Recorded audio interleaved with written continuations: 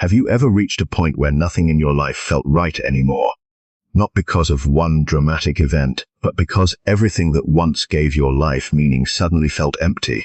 You still wake up, you still go to work, you still smile when people expect you to. Yet inside, something has quietly died. Most people believe this means they are falling apart. But what if the opposite is true? What if this collapse is not the end of your life, but the end of the person you were never meant to remain? Today, you'll discover why your deepest crisis may actually be the doorway to your most authentic self, and why the life you're desperately trying to save might be the very thing preventing you from becoming who you truly are.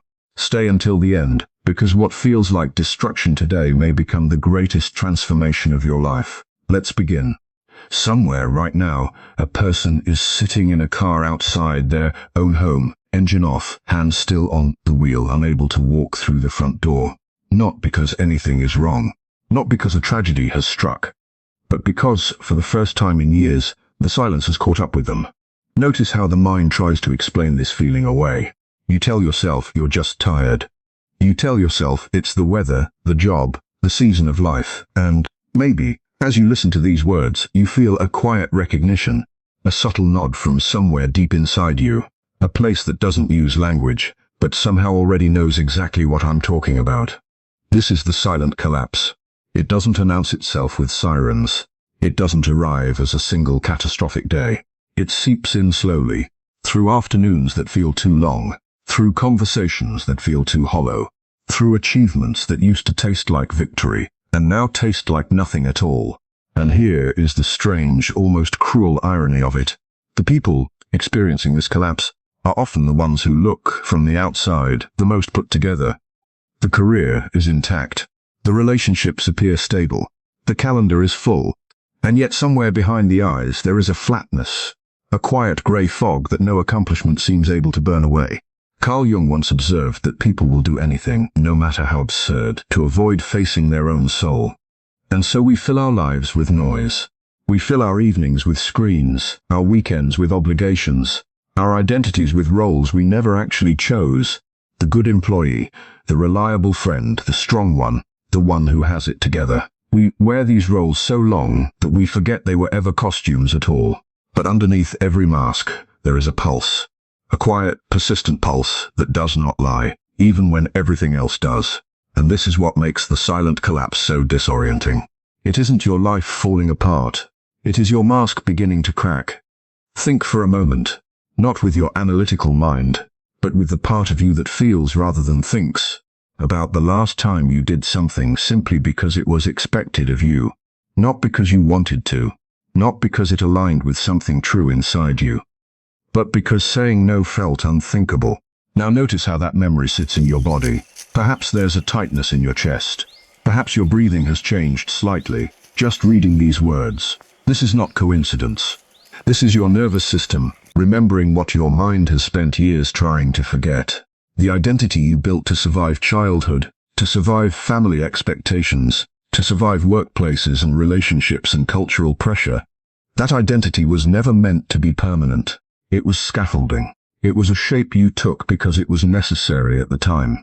But scaffolding is not architecture. It was never meant to hold the full weight of who you actually are. And so, when that scaffolding begins to shake, when the job no longer excites you, when the relationship no longer feels like home, when the version of success you chased for a decade finally arrives and somehow still leaves you empty, this is not failure. This is structural necessity. The old self simply cannot hold what is trying to emerge. Let that settle for a moment, because here is where most people make a devastating mistake.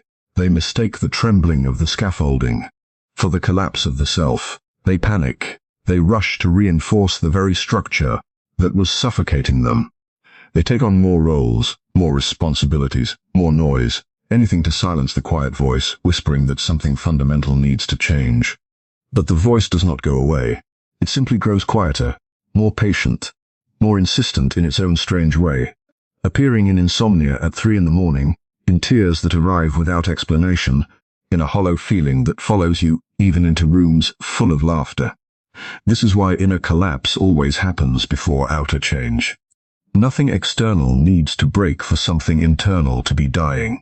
In fact, most people go through this entire death, this entire unraveling, while everything around them looks completely normal.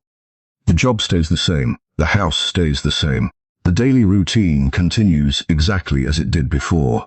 But something behind the eyes has already left the building. And this brings us to a truth that Jung spent his entire life exploring. A truth so simple it is almost impossible to accept. Psychological crises are not punishments, they are messages. Say that to yourself slowly. Not a punishment, a message. Every symptom you have been trying to suppress, the anxiety, the numbness, the sudden inexplicable grief, the restlessness that no vacation seems to cure, all of it is communication. It is the deepest part of you, the part Jung called the self, with a capital S, attempting to reach the surface through whatever cracks it can find. Suffering, in this light, is not random cruelty. It is feedback. It appears precisely when you have wandered too far from your authentic path, when you have spent too many years performing a life, rather than living one. Imagine, for a moment, that your psyche operates like a compass.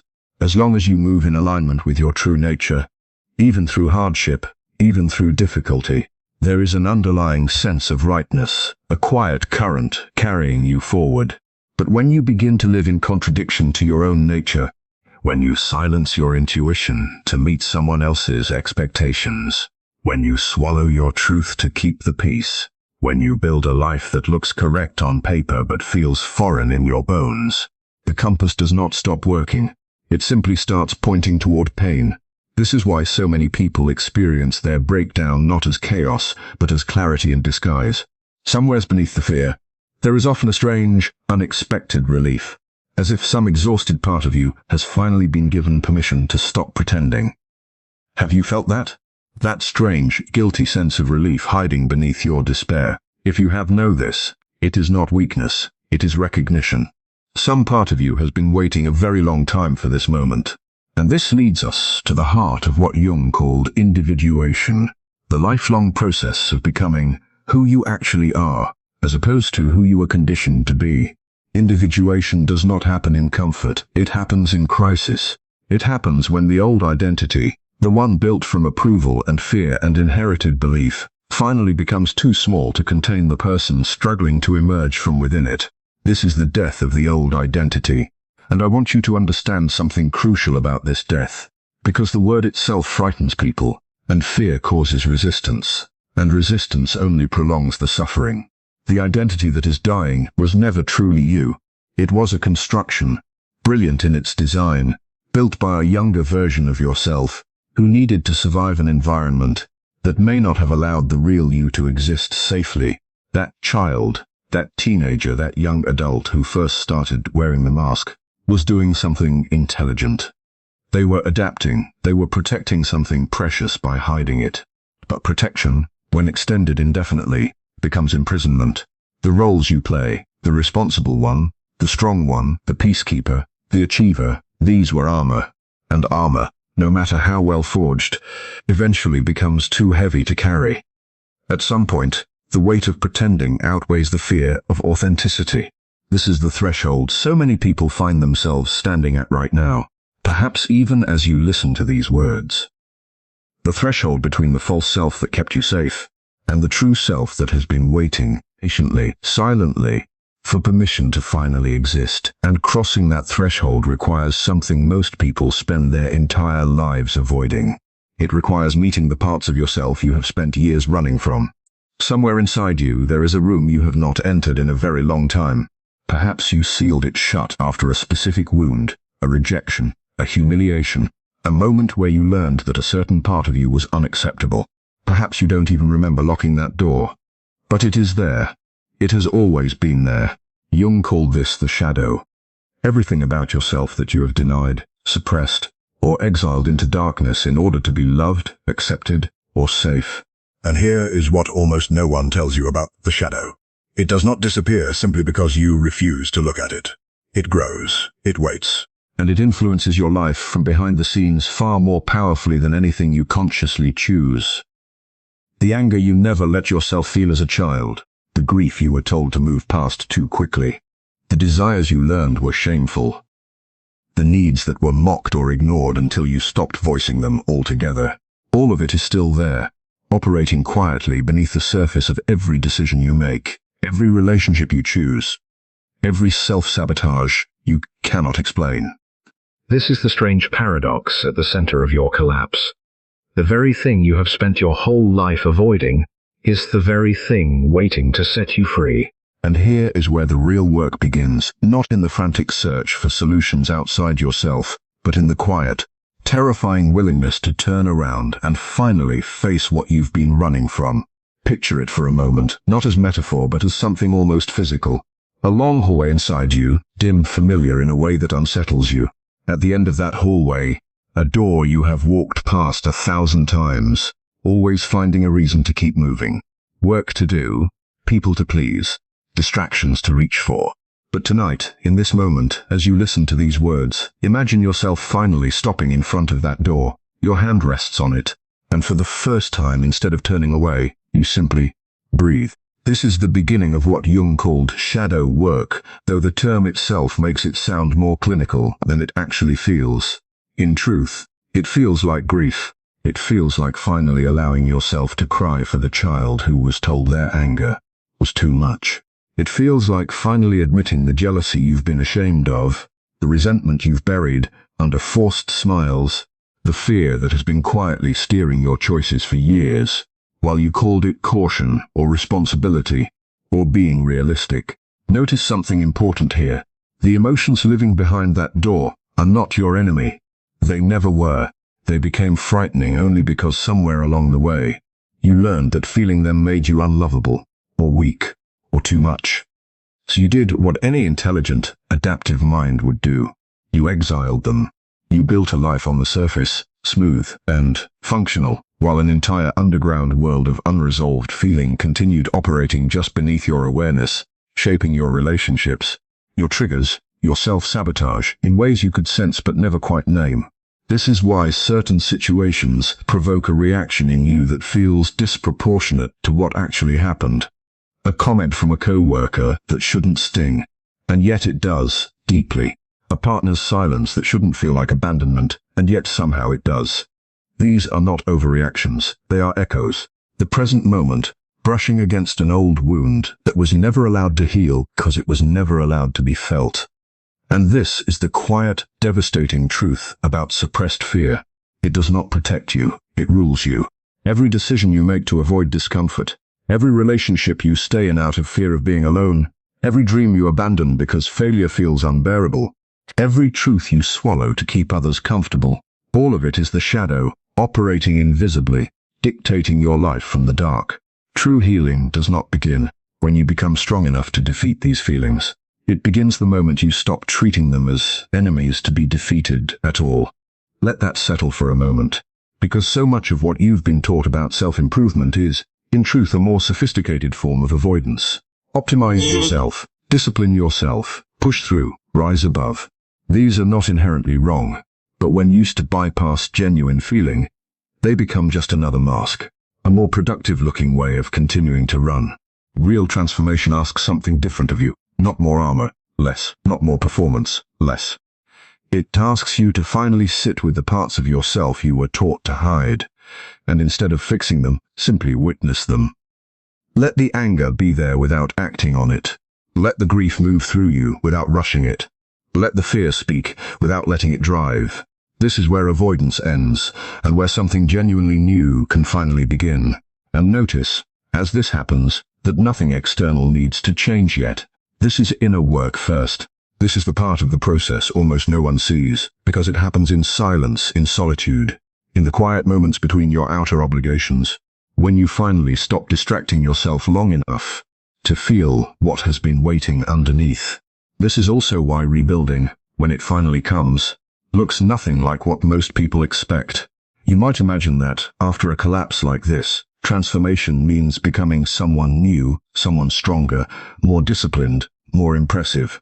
But that is the old pattern trying to reassert itself, the false self reaching for another costume. Real transformation is not about becoming more. It is about becoming true. It rarely arrives as a single dramatic moment. It arrives in small, almost invisible shifts. The first time you say no to something that once would have felt impossible to refuse. And instead of guilt, you feel something closer to relief. The first time you sit in silence without reaching for your phone, and instead of anxiety, you feel something closer to peace. The first time you tell someone the truth about how you feel, voice shaking, heart pounding, and the world does not end. These moments seem small from the outside, but internally, they are seismic. Each one is a quiet act of rebellion against the false self that once ruled your life. Each one is a vote cast for the person you are actually becoming. Notice too that this rebuilding does not require external validation to feel real. In fact, one of the clearest signs that you are aligning with your true self is that your peace no longer depends on being understood by others. You stop needing applause for your growth. You stop needing permission to change. Something inside you settles into its own quiet certainty, a sense of rightness that does not need to be explained or justified to anyone. This is what Jung meant when he spoke of individuation as a movement toward wholeness rather than perfection. You are not trying to become flawless.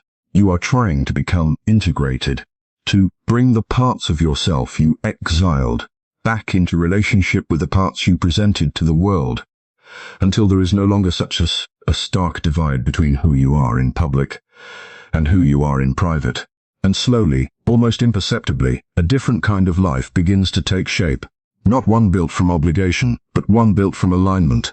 Not one performed for an audience, but one lived, finally, for yourself. This does not mean the external world transforms overnight. Some relationships built entirely on your old identity may fall away, not through dramatic conflict, but through quiet incompatibility. Because the people who loved your mask may not yet know how to love what lies beneath it. Some may surprise you and grow alongside you. Others may not. This too is part of the process, and it is important that you let it unfold without forcing an outcome in either direction. What matters most is not what others do with your transformation. What matters is that you no longer abandon yourself to keep them comfortable. This is the quiet, radical shift at the center of everything we have explored today. For most of your life, perhaps, love and safety were conditional on your performance.